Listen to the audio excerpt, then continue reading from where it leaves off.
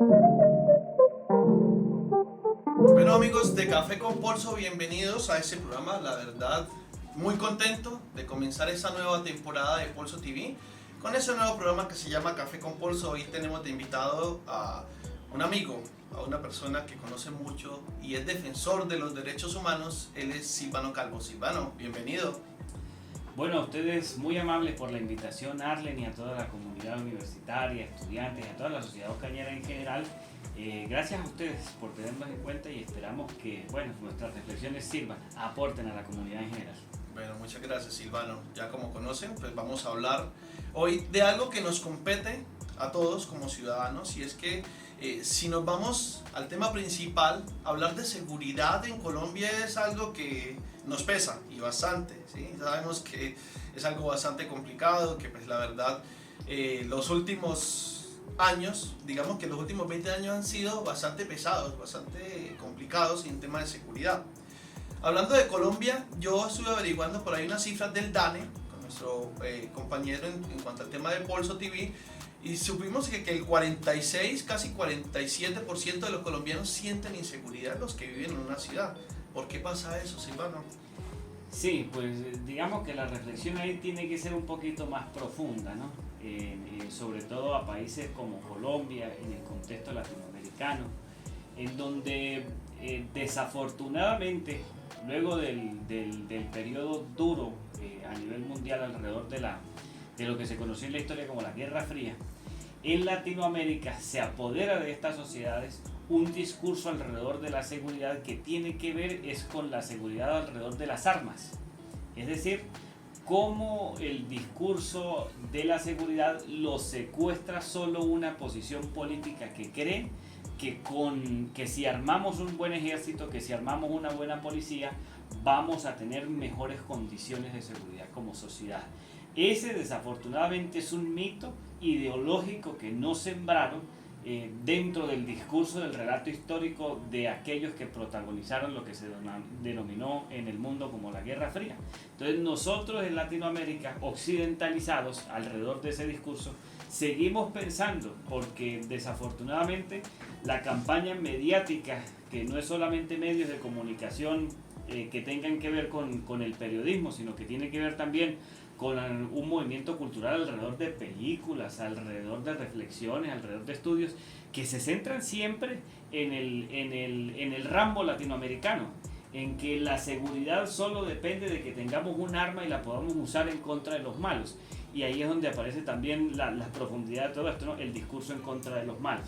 Entonces, haber reducido la seguridad a términos militares en Latinoamérica, especialmente en Colombia también, implica que nosotros seguimos dando muy mal en debate en ese particular, en estos territorios. Entonces, en las grandes ciudades, luego de todo el desenvolvimiento histórico que ha tenido este fenómeno durante los últimos 70 años en un país con conflicto armado interno como Colombia, seguimos creyendo en el siglo XXI que seguridad es hablar de policías y hablar de armas, y eso no tiene sentido, porque la única seguridad posible, que no es un discurso nuestro, sino es algo que se ha demostrado con hechos a través de los años, la única seguridad posible no es a través de las armas, como lo garantizaba el nazismo o Hitler en Alemania, que garantizaba la seguridad a través de las armas. Por ese discurso la realidad, si ponemos de ejemplo a Europa, se derrotó. No se necesita las armas para garantizar seguridad. Lo que se necesita para garantizar seguridad en últimas, y es lo que resuelve el problema, es que como seres humanos tengamos seguras, eso sí, las condiciones de salud, de vivienda, de trabajo y de educación dignas. Si nosotros como seres humanos tenemos satisfechas estas necesidades desde la primera infancia, la delincuencia, la inseguridad y la violencia tiende a desaparecer por la ausencia de los factores que generan inseguridad, que son el hambre, la miseria, la falta de oportunidades, la falta de educación, la falta de condiciones de salud, en fin, las condiciones para ser dignos como seres humanos. Bueno, le invito a tomarse el primer sorbo de café porque lo que viene es... Bueno, aquí tengo unos datos, vamos a la parte caliente, vamos a hablar de Ocaña, ¿sí? Aquí tengo unos datos de la Policía Nacional del año pasado, en el 2021, y hablamos de que en Ocaña aproximadamente 35 muertes de enero a septiembre. 35 muertes. Dentro de ellas, 33 de ellas fueron con arma de fuego y 2 con arma blanca. Hablemos de Ocaña, hagamos una radiografía de lo que ha pasado en los últimos periodos. ¿Por qué tanta inseguridad? ¿Por qué se viene presentando el tema de la inseguridad? ¿A qué se debe? Bueno, uno puede revisar varios periodos de la seguridad ocañera y puede demostrar que, como siempre, el discurso alrededor de la policía no funciona. ¿Por qué? Ocaña vivió un periodo de relativa calma hasta los años 70, cuando los movimientos insurgentes empiezan a hacer presencia en el territorio ocañero, y tuvo su peor época alrededor de los años 1999 y 2005-2006, que tiene que ver con la incursión del paramilitarismo más fuerte en la región del Catatumbo. Esos niveles de inseguridad que se mostraron hasta 2006-2007 con este tipo de cifras alrededor de los homicidios solo se comparan con el momento actual. Es decir, del 2006 al 2014-2015, Ocaña tuvo un periodo de relativa calma en temas de seguridad y las cifras de homicidio bajaron, pero desde el 2005-2006 y agravándose en los últimos 4 años, lo que tenemos es un aumento terrible de las cifras de inseguridad y de homicidios que se asemejan mucho a ese periodo en donde estuvo en auge el paramilitarismo en la ciudad. Sí, aquí tengo un dato bastante importante, Silvano, y perdona que le interrumpa, pero a nivel nacional, el año 2021 estuvo rodeado de casi 12.518 homicidios y 245.000 casos de hurto. Pues lo que vemos es que hay una inseguridad bastante complicada, en el sentido de que pues muchos le echan la culpa al tema de que los venezolanos hayan llegado a Colombia. ¿En qué tanto influye en que hayan venido personas extranjeras a Colombia y más que todo a Ocaña? Yo creo que nada, realmente. Ese ha sido un discurso, si se quiere, xenófobo por parte de las autoridades, que han tratado de concentrar el problema de seguridad echando la culpa a los venezolanos. Es decir, aquí siempre tiene que haber un responsable y siempre se lo achacan al más bobo cuando no se quieren solucionar los problemas. Como no les interesa solucionar el problema de la inseguridad, que no pasa por buscar más policías, sino por generar condiciones de dignidad en la pobreza de la gente ocañera, entonces como eso no les interesa, porque eso no les genera votos, entonces se van a echarle el cuento, como siempre, al más bobo, que es decir, que la inmigración es la que está generando inseguridad en el municipio de Ocaña. ¿Cuándo vamos a vincular a más de 7.000 mototrabajadores informales en el municipio de Ocaña? ¿Cuándo nos vamos a tomar en serio a esas 35.000 personas que subsisten de este trabajo que es complejo en el municipio de Ocaña, para dignificar a esas familias y entregarles un trabajo que les dé mayores condiciones, no solamente de dignidad a su bolsillo, sino también a su salud? Porque es que los mototrabajadores tienen un trabajo bastante complejo que les genera muchísimos problemas de salud a largo plazo. Entonces, frente a ese tipo de cosas, que es lo que de verdad puede generar condiciones de seguridad, no hacemos nada, porque queremos quitarles el trabajo a través de medidas como que no puedan llevar parrillero hombre, o queremos atacarlo siempre a través de los policías de tránsito y de regulaciones y de este tipo, etcétera.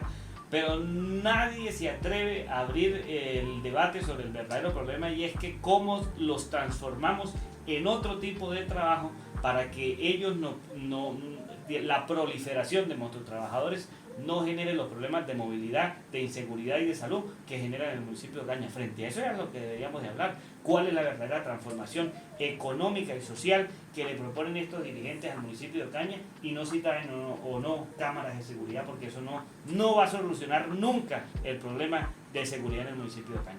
Bueno, señora, le invito a que nos tomemos un sorbo, porque vamos a hablar de otro tema bastante complicado, y es el tema de la malla vial en Ocaña. Ocaña es, creo yo, una de las ciudades con más huecos en Colombia. Por cada, creo yo, y por ahí vi una investigación dentro del plan de ordenamiento territorial, Ocaña, cada 100 metros no hay hueco, hay un cráter. Háblenos un poco de por qué en Ocaña nunca o poco se hace para mejorar el tema de la malla vial. En ese particular es bueno señalar también un poquito del contexto de la historia, ¿no? Hoy la malla vial del municipio de Ocaña tienen que decirlo así, porque es que uno no entiende por qué el afán de ocultar los problemas, cuando si los visibilizamos es mucho más efectivo para poder encontrarles una solución. Pero no, aquí es el tapen de todo el mundo. Y lo que no pueden tapar es que la malla vial del municipio de Ocaña hoy es inexistente. No es solamente que esté en crisis porque hayan 2 o 3 huecos, es que no existe la malla vial en el municipio de Ocaña. ¿Y por qué no existe? Se conjugan 2 o 3 fenómenos allí muy grandes, que quizá no los alcanza a comprender esta administración municipal ni sus concejales, porque están siempre resolviendo lo del mes y nunca tienen visión de 3 o 4 años ni hacia futuro, ni muchísimo menos tienen contexto histórico de por qué pasan este tipo de cosas. Pero la ciudadanía sí debería entender este asunto en el siguiente sentido. Por muchísimos años el contrabando de gasolina venezolana hacia norte de Santander y hacia Ocaña debilitaron las finanzas de los municipios y de la gobernación para poder intervenir en vías. No sé si recuerdan ustedes que el contrabando de gasolina desde el 2006 con el boom petrolero de Venezuela hasta algo así como el 2015 o 2016, es decir, durante 10 años, lo que mandaba la parada del combustible en norte de Santander y en Ocaña era el Pimpineo. Ese Pimpineo no le pagaba impuestos al municipio y por ende los municipios se desfinanciaron de recursos para poder invertir en las calles. La sobretasa de la gasolina es el impuesto que pagan los vehículos a través del combustible para poder hacer mejoras en las calles. Ese periodo de 10 años acabó con la malla vial en el municipio. O sea, podemos hablar que el día de hoy Ocaña está llena de huecos gracias a ese tipo de contrabandos. Sí, esa es una causa de fondo, ¿no? La otra, como siempre, es la incapacidad de quienes estaban administrando la ciudad en ese momento para buscar vías de financiación alternas. Nunca lo hicieron. Pues si ya el fenómeno era incontrolable alrededor de la gasolina, pues había que buscar otros mecanismos. Y el único mecanismo que encontraron fue simplemente irse para la gobernación a tratar de meter proyectos por regalías y venírselos a entregar a las comunidades en épocas preelectorales como esta. Entonces, esas son las soluciones que le ofrecen al municipio de Ocaña alrededor de las vías. Y lo invito a tomarse, creo que los últimos sorbos, y vamos a hablar del tema educación. Artículo 67 de la Constitución Política Colombiana, en donde pues se habla de que la educación es un derecho fundamental y es un derecho gratuito en Colombia para las instituciones del Estado. Hablemos de Ocaña. ¿Cómo ve en educación a Ocaña? ¿Cómo estamos? ¿Nos rajamos? Totalmente rajados, es decir, porque existan unas instituciones de educación alrededor de colegios y alrededor de universidades en el municipio de Ocaña, la simple existencia de estas instituciones o su presencia en la ciudad no implican que eso ya sea un éxito para la ciudad. Nos alegra que estén y que se haya avanzado en ese tipo de cosas, pero frente a los retos terribles que tiene esta sociedad como tal, no podemos nosotros decir que se está haciendo todo lo que se tiene que hacer en materia de educación. Por ejemplo, al día de hoy, y estamos a marzo de 2020, en este momento el sistema educativo del municipio de Ocaña, por falta de gestión de la Secretaría de Salud, tiene a varios estudiantes por fuera del sistema educativo. Eso es increíble en una ciudad como Ocaña. O sea, faltan cupos. Según ese tipo de reportes. Se está vulnerando el derecho a educación. Claro, y encuentra uno entonces situaciones como que en el Colegio Caro hay 50 estudiantes por salón en sexto, entre 45 y 50 estudiantes, pero encuentra uno instituciones como el Colegio de la Ermita, donde yo estudié, de hecho, en donde solamente hay 15 o 20 estudiantes de sexto por salón.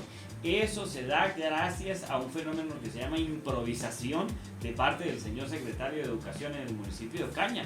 Es decir, ¿cómo es posible que este fenómeno que se viene presentando desde hace más de 12 años no hayamos sido capaces de corregirlo? Y más allá de eso, ¿cómo tampoco hemos sido capaces de corregir la falta de docentes en muchísimos colegios del municipio de Ocaña? Entonces, esos son dos ejemplos concretos de lo que está sucediendo en cuanto a temas de educación. Y después de eso, en una visión estratégica del sentido de la educación, que la educación en últimas es el verdadero motor de la transformación social de cualquier territorio, llámese municipio, departamento o país.